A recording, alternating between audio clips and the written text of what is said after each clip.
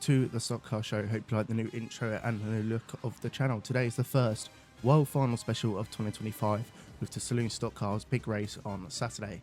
We will go on to that a bit later in the video though. First up is last Wednesday's Knock Hill F2 meeting, where once again we have David Davidson reporting. His report for the meeting is: this was the penultimate world qualifying round ahead of the final round at Skegness next weekend. Long distance travellers such as Paul Moss and Ashley England, Ryan Gardner, Dan Roots and John Palmer with many more. The meeting was the traditional two heats, consolation final and Grand National.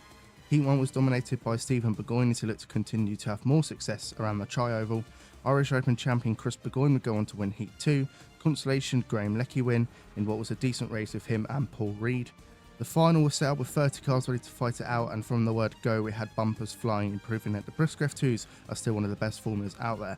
The big talking point in the race was Gordon Moody and Chris Burgoyne in what was some exciting on-track action. Gordon Moody went in on Chris Burgoyne and finished it off with a shot on the back wheel and spinning Burgoyne, but Chris got the last price of contact, driving through the 7 car, mounting on top of him and ending the 7 cars race. Yellow flags were brought out in interest of safety, and from there Stephen Burgoyne managed to comfortably get to the front and stay ahead of George McMillan, who crossed the line in second, and long distance traveller and National Series champion Charlie Ginchard. The night was rounded out by a Grand National, which was won by Robbie Dawson, making 2 Nationals in a row for him in the new RCE. Thanks to David once again for that. Onto the F1s then for the main Formula 4 this series. It was semi-final 2 speed weekend at Buxton.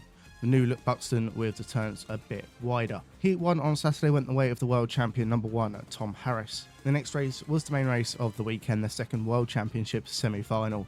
Frank Williams Jr. started on the pole with Finn Sargent to his outside, but at the start of the race it was Dave Polly who charged his way to the front, only to go wide. That allowed Frank Wayman back into the lead. Callum Thornton, however, didn't let Frank get away and found his way past the 3-time world champion to take the lead, and that's where he would stay, taking a win and his first ever world final front row start. It will be outside row 1, however, as Tom Harris won the toss and has selected pole position. The grid is on screen now. I'm not going to go too much into it. We'll do all of that on the world final special in just over a month's time. Thomas Rogers won the consolation, and Saturday's meeting final was won by Frank Wayman Jr., who was followed home by Richard Burr and Catherine Harris. The world champion taking a win in the Grand National, which featured 2 spectacular rollovers by Richard Burr and Danny Wayman. Sunday started with the Whites and Yellows 70th Jubilee race won by Darren Lindsay. Following that was the 70th Jubilee Championship with Catherine Harris on pole and Frank Wayman Jr. on the outside. The race was won by number 1 Tom Harris with Matt Newson in second and Frankie Jr. in third. Heat 2 was won by Liam Gilbank with the front row man Callum Thornton winning the consolation. The man in red hot form at the moment, Frank Wayman Jr. took the Sunday final, and I do believe that's his 3rd final in 5 meetings, so he's in great form at the moment. Second was Jordan Folding and 3rd was Sean Webster. The National once again won by Tom Harris. After the weekend's racing, the 15 locked into the shootout with a chance of winning the Silver Roof has been confirmed.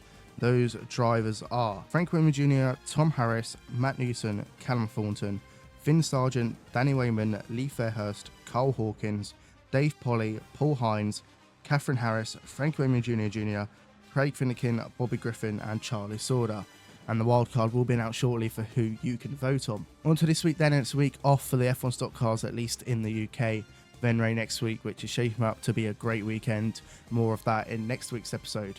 So our attention turns to Kings Lynn on Saturday and Sunday with the National Saloon Stock Car World Final and the 1300 Stock Car European Championship. The grid for the Saloon Stock Car World Final is on screen now, with defending champion Archie Brown on pole with his closest competition going by recent championships, Stuart Cheville on his outside. This could be a cracking race on Saturday night with 84 saloons booked in and 64 1300s who contest in their European title on Sunday. My prediction then for the World Final is going to be difficult to bet against Archie Brown the way this man is driving, especially in championship races.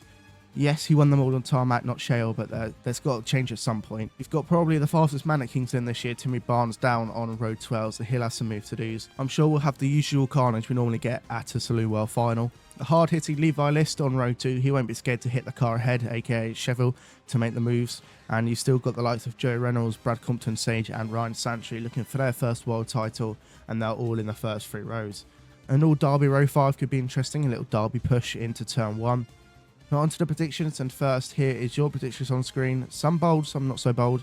I'm going to start with 3rd, and for that I'm going to say Stuart Sheffield. I think it'll be a close race between the top 3, but Sheffield just missing out. 2nd, I've got the defending champion Archie Brown, so close to retaining it, and I would not be shocked if he does. But if he does lose it, he's got many years to win it back and then some.